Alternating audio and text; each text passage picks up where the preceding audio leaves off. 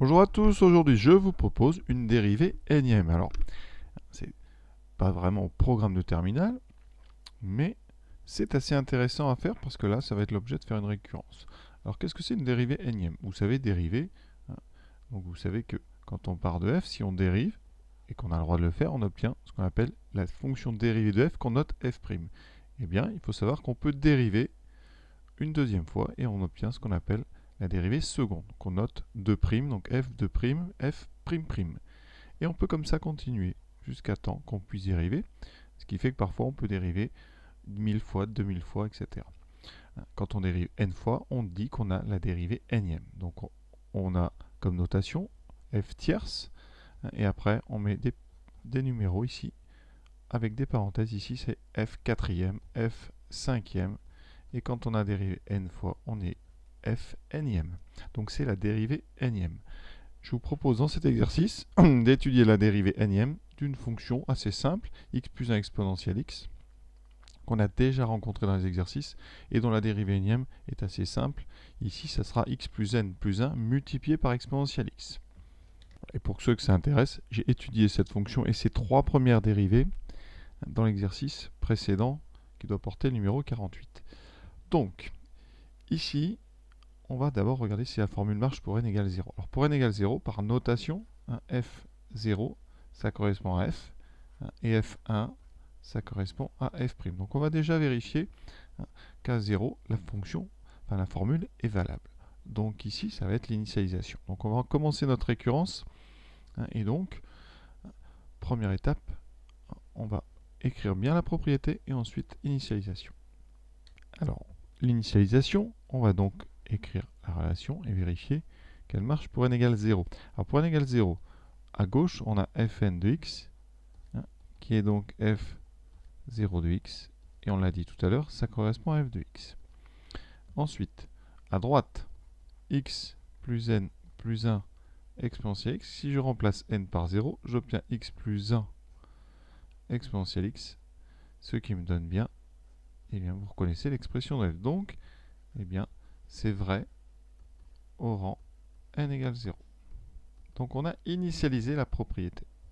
Alors on rédige comme d'habitude, on va supposer que c'est vrai pour un certain k appartenant à n. Donc on va supposer que la dérivée km, fk de x, est égale à x plus k plus 1 exponentielle x. Et il nous reste à montrer que c'est vrai au rang suivant. Et donc que f k plus unième de x, eh bien ça va être égal à quoi? Eh bien dans l'expression, je remplace k par k plus 1. Alors j'ai mis en jaune pour bien que vous voyez le remplacement. Ici, plus 1 e de x. Et donc, quand vous allez regrouper, vous aurez x plus k plus 2. Donc vous devez montrer cette formule-là. Donc qu'est-ce qu'on va faire? Eh bien, il faut déjà trouver comment passer de fkm à fk plus unième. Alors, le lien, il est simple, c'est un lien de dérivation. Pour passer de la dérivée km à la dérivée k plus unième, on doit dériver une fois.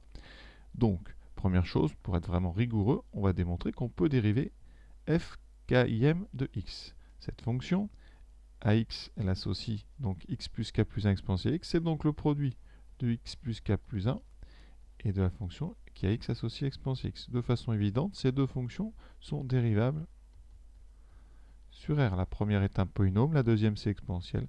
Donc, f est dérivable sur R comme un produit, puisque dérivable sur R, puisque c'est le produit de deux fonctions dérivables sur R. Voilà. Pour la dérivation, évidemment, on va utiliser la formule d'un produit. UV', la dérivée de UV, c'est U'V plus UV'. Donc U de x, x plus k plus 1, V de x, E de x. Il me faut donc U', alors on dérive par rapport à x. Donc k est considéré constant, ça c'est très important. La dérivée, ça sera donc 1. V', pas de problème, c'est exponentielle x. Voilà. Et donc, je vous rappelle, la formule, je vais l'écrire, c'est quand même bien d'écrire les choses. C'est donc U'V plus UV'. Ça me donne donc la dérivée ici de la dérivée km. C'est donc, vous avez bien compris, la dérivée suivante, c'est-à-dire la k plus unième dérivée. Ça donnera donc première diagonale, U' fois V, et ensuite la deuxième, donc une fois E de x, plus x plus k plus 1 E de x. on va factoriser par exponentielle x. Et vous allez voir, c'est très rapide. C'est un exemple assez simple.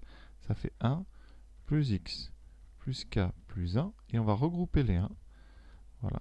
Ça donne donc x plus k plus 2 exponentielle x. Et ça tombe bien, c'est exactement, vous voyez, la formule ici que j'avais annoncée et qu'on voulait démontrer.